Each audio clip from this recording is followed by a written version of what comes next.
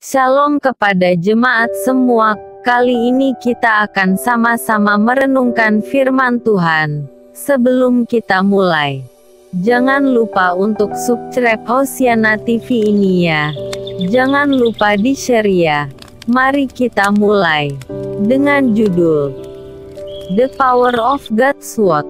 Mazmur 119 ayat 161-176.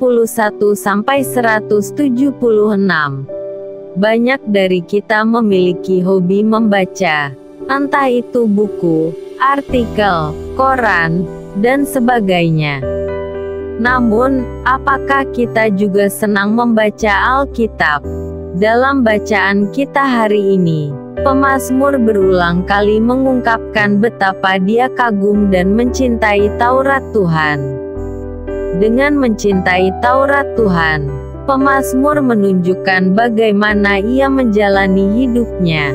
Pertama, gentar terhadap firman Tuhan. Bahkan, kegentaran ini melebihi kegentarannya terhadap pembesar-pembesar yang tidak suka kepadanya dan mengejarnya tanpa alasan. Kedua, bergembira dan mencintai Taurat Tuhan. Ketiga, penuh dengan puji-pujian kepadanya. Hal ini tentu didasari oleh janji dan ketetapan Tuhan yang pemazmur peroleh dari Taurat Tuhan. Keempat, menjauhi yang jahat dan melakukan perintahnya.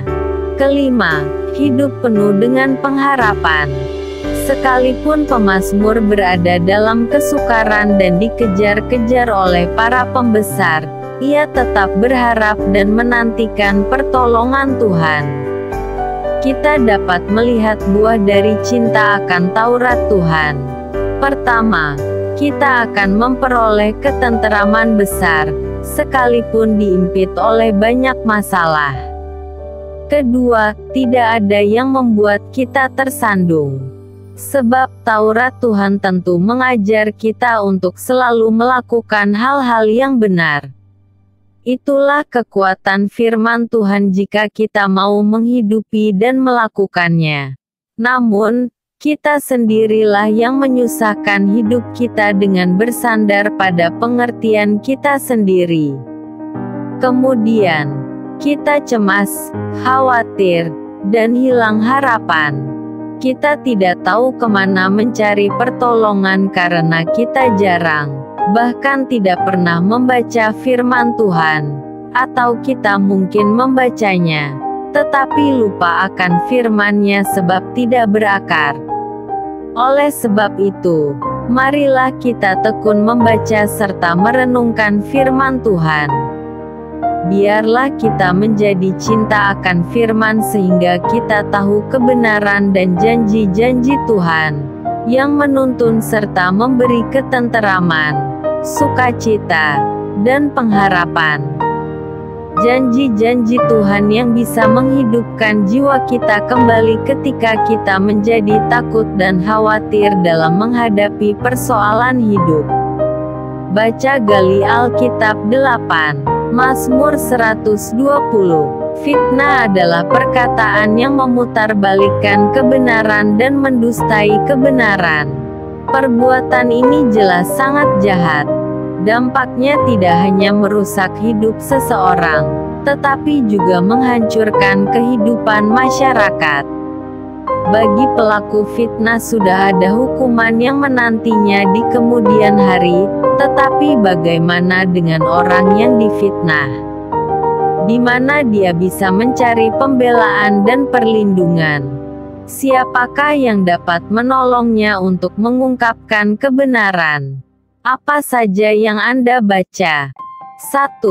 Apa yang dirasakan dan yang terjadi atas diri pemazmur? 2. Dari apa pemazmur meminta untuk dilepaskan? 3. Kepada siapa pemazmur meminta pertolongan? 4. Apa yang dimiliki para pemfitnah sehingga membuat pemazmur merasakan kesesakan? 5. Mengapa pemazmur menganggap dirinya celaka? 6.